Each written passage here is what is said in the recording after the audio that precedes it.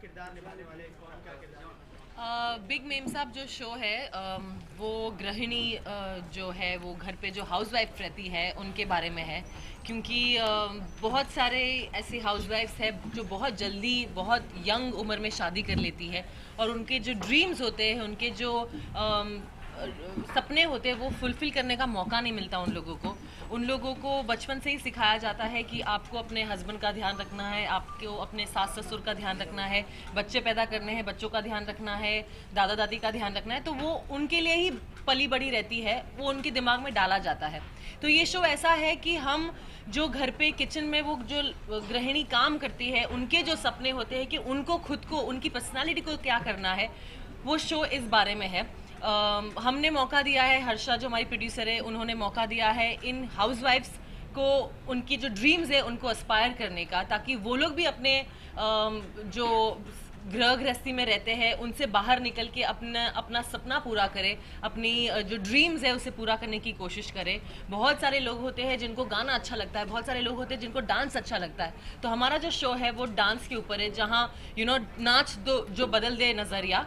तो show all about that है। हम प्रीतम प्यारे को लेकर आए जो भाभीियों के बीच में बहुत ही ज़्यादा फेमस है, ताकि कनेक्ट कर सकते हैं हम भाभीियों के साथ। और मेरे साथ संभावना है जहाँ हम डांस को जज करते हैं। मेरा मानना है, मैं ये शो में इसलिए आई हूँ ताकि मुझे डांस का नॉलेज है, मैं काफ़ी सालों से डांस करती आई हूँ और संभावना को काफ़ी नॉलेज है डांस के बारे में। इसलिए हमारी हम वो प्लेटफॉर्म में है ताकि हम किसी और को जज कर सके और हमें टेक्निकलिटीज़ पता चले और हम उनको बता सके कि अगर आप सही ढंग से जाओगे और सही दिशा में जाओगे तो आप काफ़ी आगे बढ़ सकते हो। तो हम इसलिए उनको जज कर रहे हैं ताकि हम उनको प्रोत्साहित करें, हम उनको आगे बढ़ाएं। और हम हमेशा यही एपिसोड्स में कहते रहते हैं कि आप सबके घर में दीपिका और प्रियंका चोपड़ा है। अगर आप मेहनत करो और अगर आप सही दिशा में जाओगे तो आप एक दिन हाउसवाइफ्स नहीं, आप एक दिन आपके फैमिली से भी बहुत बड़े हो जाओगे। तो that's the show all about. संभावना, आपकी शादी हो चुकी है तो कहीं ना कहीं जो भाभीज वहाँ पर आएंगी उनसे कनेक्ट करेंगे आप?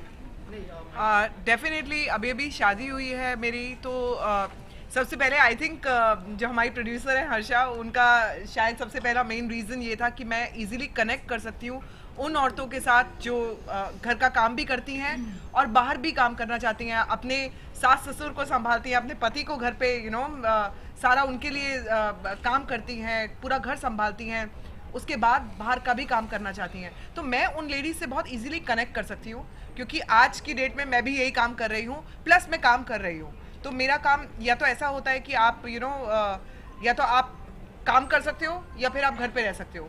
मैं ये दोनों चीज़ें पहले भी कर रही थी, मैं काम तो पहले भी कर रही थी, लेकिन अब घर संभालना प्लस बाहर का काम करना, तो ये दोनों चीज़ों से मैं अब ये काम करती आ रही हूँ। और उन औरतों से मैं बहुत कनेक्ट कर सकती हूँ जो औरतें घर का काम करती हैं, प्लस बाहर भी काम करना चाहती हैं, प्लस अपने टैलेंट को बाहर निकाल के लाना चाहती है, दुनिया को बताना चाहती हैं कि हमारे अंदर वो टैलेंट कूट कूट के भरा है। हम चाहते हैं कि वो दुनिया, अब ये टाइम है कि वो दुनिया हमारा टैलेंट देखे। तो मैं all thanks to my producer Harsha, जिन्होंने ये सोचा कि मैं इस शो को जज करूं। और यस, जैसे कि प्रीतम है, प्रीतम का अलग कनेक्शन है भाभीियों के साथ। करिश्मा डांसर अच्छी हैं, बहुत अच्छी डांसर हैं, प्लस मैं ऑलरेडी काफ़ी सारे डांस नंबर्स करती आई हूँ, प्लस एक डांस का नॉलेज रखती भी हूँ। तो मेरे लिए ये शो करना, मैं कहती हूँ मेरे लिए बहुत प्राउड फील करती हूँ जब मैं कभी आगे फ्यूचर में मेरा नाम आएगा कि मैं बिग मेम साहब के साथ मेरा नाम जुड़ा हुआ है, तो मैं बहुत प्राउड फील करूँगी। आपसे जानना चाहेंगे, जिस तरीके से आप भी कंटेस्टेंट रह चुकी हैं शो के अंदर झलक में और नशवरिये में, तो कितना क्या ज़्यादा मुश्किल होता है परफॉर्म करना या जज करना? एक्चुअली दोनों ज़्यादा मुश्किल है, क्योंकि जब आप परफॉर्म कर रहे हो तो आपको वो टेंशन है कि मैं स्टेज पर बराबर से परफॉर्म कर पाऊंगी कि नहीं, कोई गलती तो नहीं होगी, जजेस क्या बोलेंगे। क्योंकि हम जजेस के जो कमेंट्स होते हैं उनको बहुत सीरियसली लेते हैं। वी लुक फॉरवर्ड कि हमारा डांस खत्म हो और जजेस क्या बोलने वाले। हम लोग मोटिवेट होते हैं, खराब हो या बुरा हो, हम लोग मोटिवेट होते हैं उनके कमेंट्स को लेकर। जब हम जज करते हैं तो हमें इतना सोच समझ कर बोलना पड़ता है कि वो लोग आगे जाकर उस बातों को समझे, जो भी अगर उन लोगों को कुछ भी समझाना हो कि ये गलत था या ये सही था, तो हमारी बातों को बहुत सीरियसली लेते हैं, क्योंकि वो लोग सब नई नई लड़कियां हैं जो पहली बार रियलिटी शो में आई है। तो हमें हमारी जो कमेंट्स होती है वो सुनकर वो लोग बहुत ही ज़्यादा मोटिवेट हो जाते हैं और बहुत सीरियसली लेते हैं हम लोगों को। तो वो जजिंग भी, जब मैं ये तरफ बैठी हूँ और कंटेस्टेंट नहीं हूँ, तो तब मुझे पता चल रहा है कि जजिंग करना भी कितना मुश्किल है, क्योंकि आपको एक बहुत बड़ी रिस्पॉन्सिबिलिटी दी गई है कि आप एक ऐसे शो को जज करो जहाँ आप उन कंटेस्टेंट्स को, मेम साहब को मंच पर देखो। तो जजिंग और बीइंग अ कंटेस्टेंट बहुत ही ज़्यादा मुश्किल है, दोनों।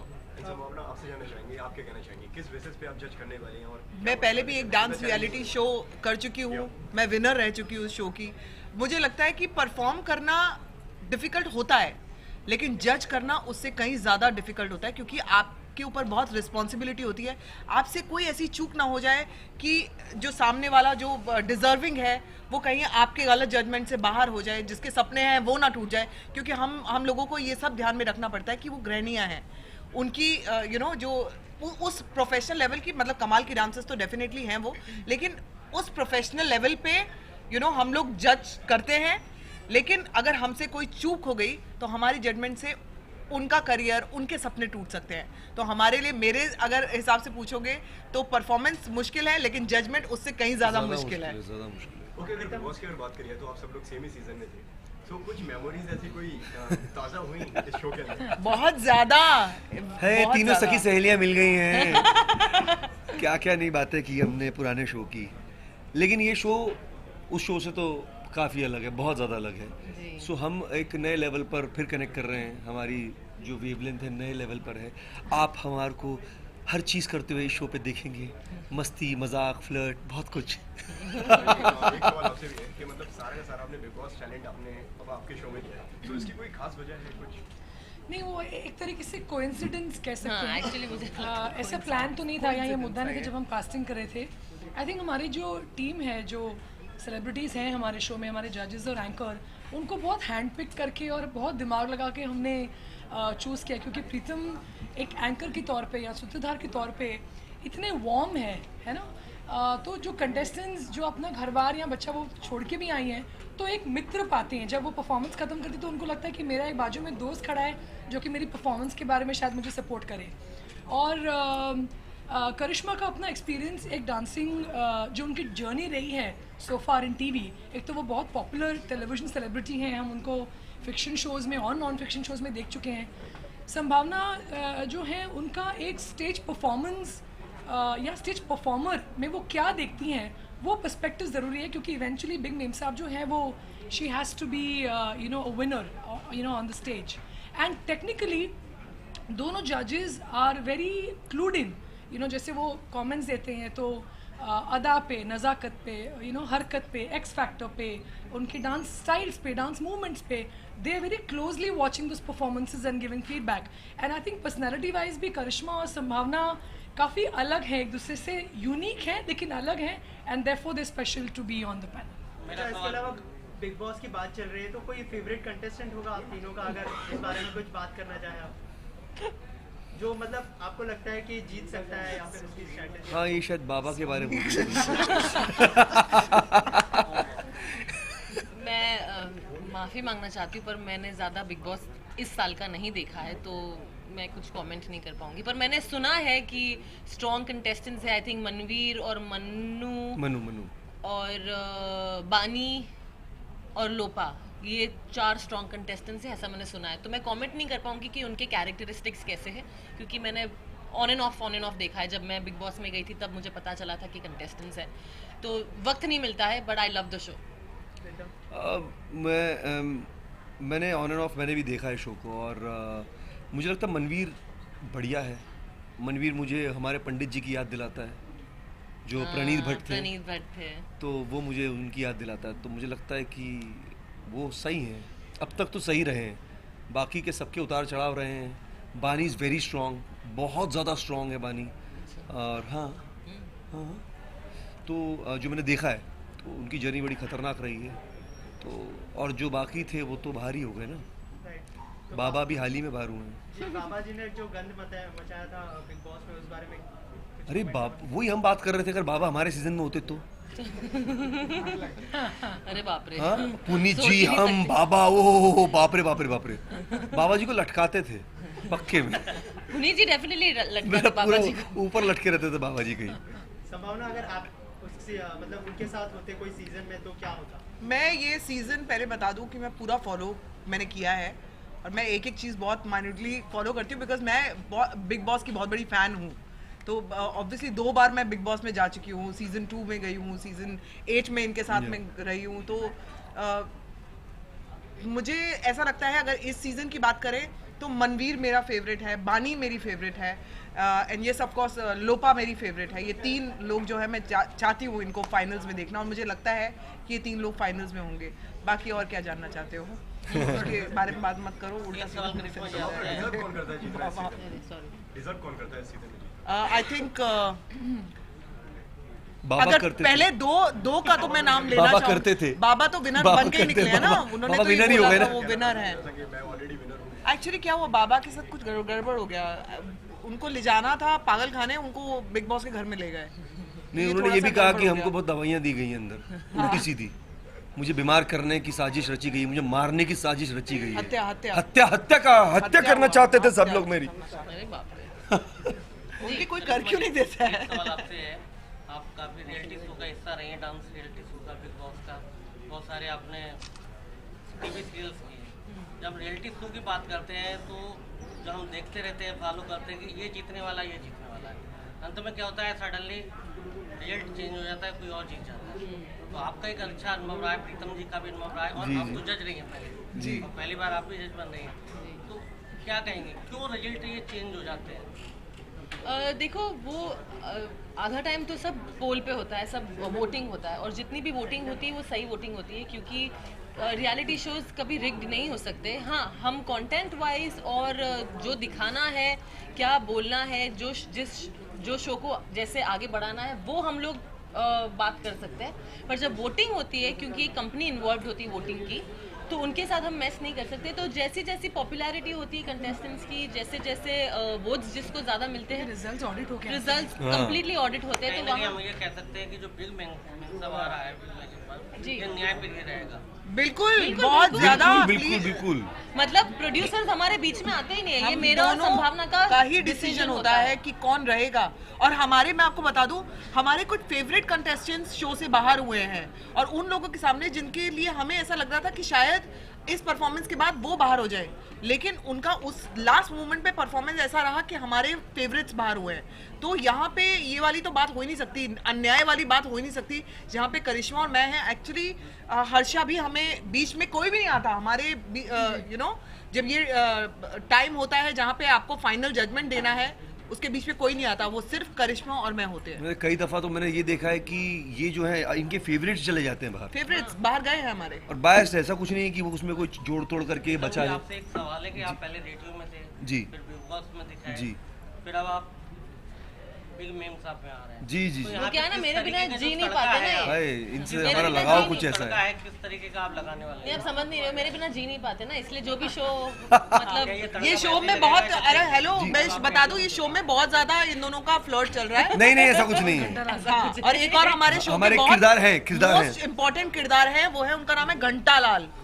वो और ये दोनों करिश्मा पे लाइन मारते हैं। बेचारे उनको वो थोड़े से अब क्या कहें, 2 बूंद जिंदगी की उनको ज़रूरत है। बच्चन साहब ने कहा है कि 2 बूंद जिंदगी की हर परिवार के बच्चों को जो है दिया जाए, बच्चों को दिया जाए खासकर, और बच्चों को जो है पोलियो से बचाया जाए, लेकिन वो उन्होंने समय पे 2 बूंद नहीं ली।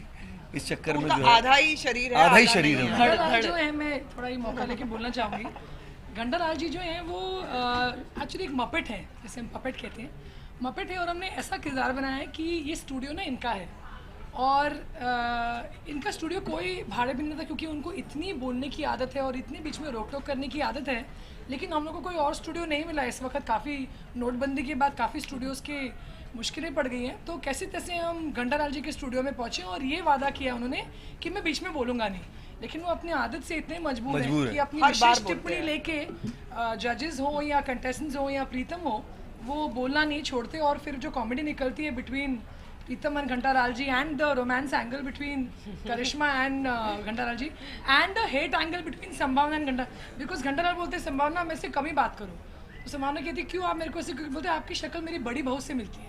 तो थोड़ा काफ़ी हमने एंगल प्लान किया है और वो बहुत खूबसूरती से निकल के आ रहा है। दिखेंगे आप शो हमारा पर, बहुत बहुत घंटालाल जी को बहुत देखेंगे। इम्पोर्टेंट और हमारे बहुत फेवरेट है घंटालाल। अगर एक बात करें बिग बॉस अभी हाल ही में बाबा काफी गर्दिश में है, हाँ। तो क्या कहना चाहेंगे? गर्दिश में कहाँ है बाबा? वो तो खुल के पागल बोलते आ रहे हैं। सीधा कहा है सलमान ड्रिंक करके आए थे, बहुत कुछ बोला है, तो आपका क्या व्यू है? आप बिग बॉस में रह चुके हैं दोनों, क्या कहना? हमने ऑलरेडी दे दिया अपना, अभी आप शायद लेट आए हो, कोई बात नहीं, हमने अपना बता दिया है हमें क्या लगता है।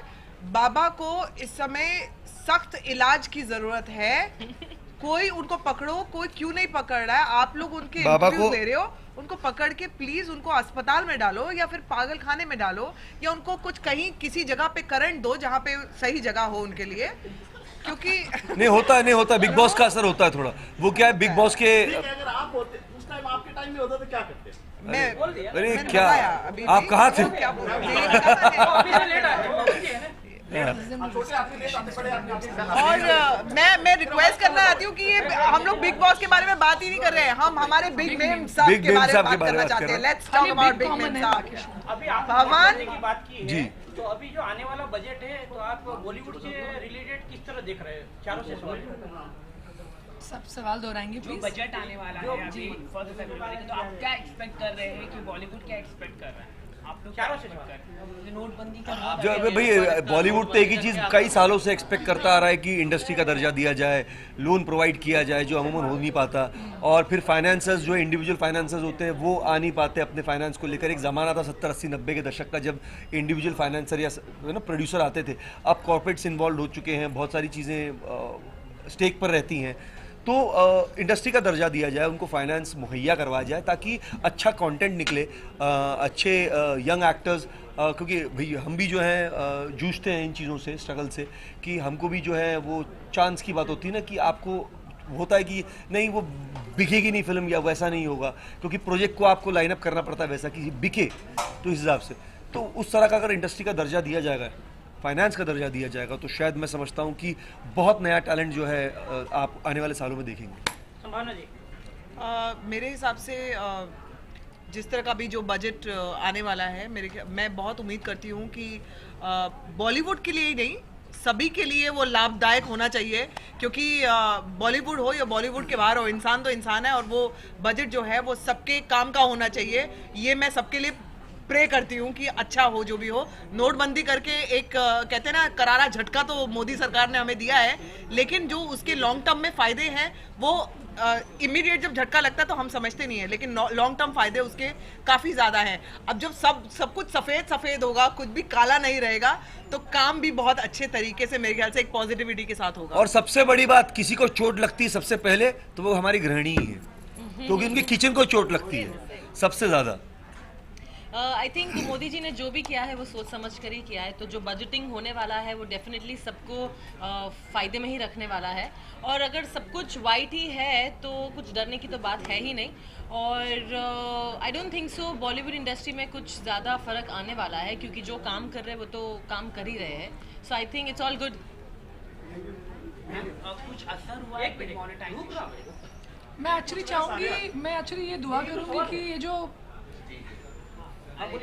क्योंकि हम इस वक्त बिग मेम साहब के लिए मिले हैं, बिग मेम साहब के लिए इकट्ठा हुए हैं, मैं ये चाहूँगी कि आने वाला बजट जो है वो एक गृहिणी को, जैसे प्रीतम ने बिल्कुल एकदम सही पॉइंट पकड़ा है कि इवेंचुअली जो घर चलाती है वो घर की महिला है जी। तो अगर बजट उनके प्रो बना या उनके रिलेटिव या उनको मद्देनजर रख के बना, जहाँ वो सेव भी कर पाए और जहाँ वो खर्चा भी कर पाए, तो फिर तो बढ़िया रहेगा। क्योंकि घर की महिला अगर सुरक्षित है and if she is happy about the budgeting, तो आई थिंक फिर सारा परिवार and therefore the country will be able to have that balance. Home minister खुश है तो सब खुश हैं। बिल्कुल। अपने व्यूअर्स को क्या कहना चाहेंगे बिग मेम साहब के बारे में? अपने व्यूअर्स को लास्ट में क्या कहना चाहेंगे? दर्शकों को क्या मैसेज? हमारा शो शुरू हो गया है 9 जनवरी से 7:30 बजे, ठीक शाम 7:30 बजे अपने अपने टीवी आप ऑन कर लीजिए, बिग मैजिक चैनल लगा लीजिए, क्योंकि हमारा शो बिग मेम साहब एकदम सुपर हिट शो है। जिसको भी डांस से प्यार है, जिसको भी रियलिटी शोज से प्यार है, जिसको भी उन महिलाओं से प्यार है जो घर से अपने बाहर निकलकर कुछ अच्छा करना चाहती हैं, वो हमारा शो जरूर देखें। बिल्कुल, धन्यवाद, thank you so much. Thank you, और रिपीट everybody. टेलीकास्ट 1 बजे जरूर देखें, राइट? कोशिश करिए शाम 7:30 बजे ही देखिए। Monday to Thursday. Monday to Thursday thank you. जरूर देखिए। थैंक यू सो मच और गुरुवार बहुत को, प्यार दीजिए। किटी आप बताइए ना, थर्सडे वाला 1 घंटे के अंदर we have celebrities and Monday to Wednesday normal episodes आते हैं और थर्सडे हमारा एक महा एपिसोड होता है जहां हम एक सेलिब्रिटी गेस्ट को इंट्रोड्यूस करते हैं ताकि वो हमारे साथ, मेरे और संभावना के साथ और प्रीतम के साथ जुड़कर एक डिसीजन ले ताकि हम एक बेस्ट शो बढ़ाए। वो लोग एक स्पेशल डांस करते हैं हमारे साथ, स्पेशल परफॉर्मेंस करते हैं और फिर हमारे साथ जजिंग करते हैं और फिर जो भी बेस्ट होता है, जो भी बेस्ट ग्रहिणी तड़का जो लगता है, हाँ, दाल में जो तड़का लगता है वैसे शो में जो तड़का लगता है वो सेलिब्रिटी गेस्ट हमारे लेकर आते हैं। तो वो थर्सडे वाला एपिसोड हम लोग बहुत मजे करते हैं, तो वो डेफिनेटली देखिए। Monday to Thursday please watch big name. Please जितनी गृहिणियां हैं जो ये देखेंगी, प्लीज उनसे हाथ जोड़कर निवेदन है कि प्लीज हमारे शो को आप जरूर देखें, क्योंकि आपके प्यार के कारण ही आपको मद्देनजर रखते हुए शो बनाया गया है और जिससे आप रिलेट कर पाएंगे। क्योंकि अमूमन घर का हीरो जो होता है वो अपने फादर होते, वालिद साहब होते, लेकिन एक्चुअली ये दर्शाने की कोशिश की गई कि घर का एक्चुअल हीरो जो है वो महिला है, क्योंकि सबका ख्याल रखती है, सबका मतलब सबका, अड़ोस पड़ोस का भी ध्यान रख लेती है, सब मालूम होता है उसका, किचन का भी ध्यान रख लेती है, वो टीवी में देख के थोड़ी नाराज़ भी आती है, सास बहू देख के थोड़ी सी इन्वॉल्व भी हो जाती है, वो सब बेसिकली हीरो जो है हमारी महिला है। तो ये महिलाओं के लिए शो है, आपके लिए शो है। प्लीज़ 7:30 बजे मंडे टू थर्सडे ज़रूर देखिएगा हमारे शो को और बहुत प्यार दीजिएगा, क्योंकि शो आपका है। Thank you. नाच जो बदल दे नजरिया। Thank you so much. Thank you. सब अपने अपने माइक उठा लो। क्या बोल रहा हाउ विल दे